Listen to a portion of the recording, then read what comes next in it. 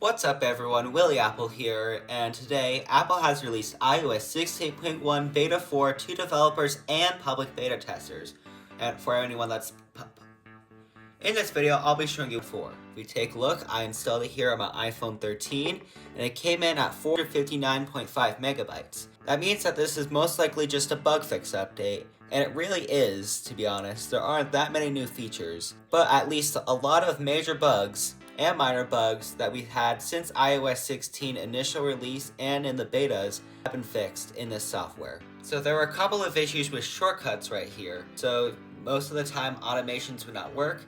That is now fixed inside of iOS 16. It's the same thing with this get current focus action right here. That has now been fixed and it should work as intended.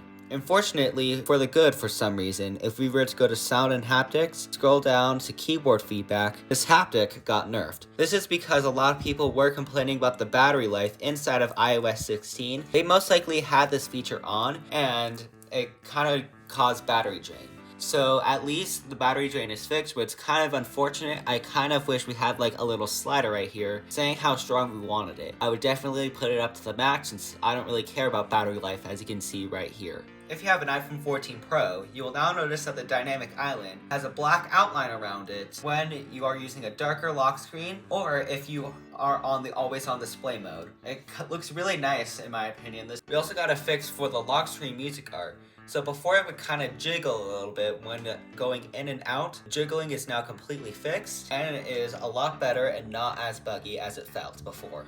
And if you have the original AirPods Pros or AirPods Max with the beta firmware in iOS 16.1, you may have noticed in the previous beta there was a toggle somewhere where you can get adaptive transparency. That is now fixed. That was a bug. It never actually worked since it requires the H2 chip, which is only found inside of the new AirPod Pros. Not really that much inside of iOS 16.1 Beta 4. Let's take a quick Geekbench test right here.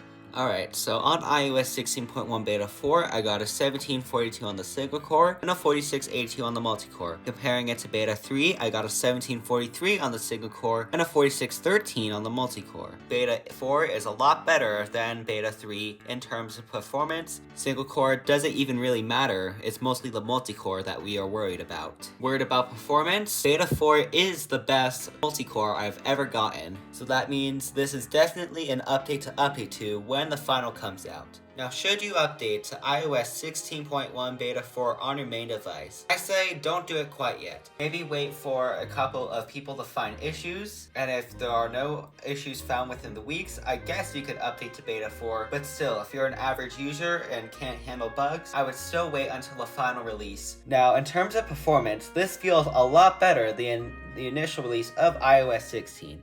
I haven't tested battery life quite yet, but I remember at the end of the day, inside of iOS 15, I got 70% at the end of the day. Now I'm getting a 50%. And keep in mind, if we were to take a look at my battery right here, I still have a 100% battery capacity right here. So we'll see when that gets fixed. I'm gonna guess by the final release, battery will be a lot better. It's just that I installed iOS 16, kept the phone on until I can press install now, so that's why my battery is so low currently. We'll see how well battery is fixed. I'll let you know next week if the battery has improved or not. Now let's take a look at what is next for Apple. Next is most likely Beta 5 of iOS 16.1, which is coming out on the 11th. Now I say we're gonna get Apple event invites either tomorrow or next week. The reason I say that is because I think that there's gonna be an Apple event for the iPad 10. It would be kind of weird if Apple did not have an Apple event for the iPad 10, where they could also launch their new Macs as well. The reason why I say this is because the iPad 10 is rumored to get a major redesign and support the Apple Pencil 2 and USB-C.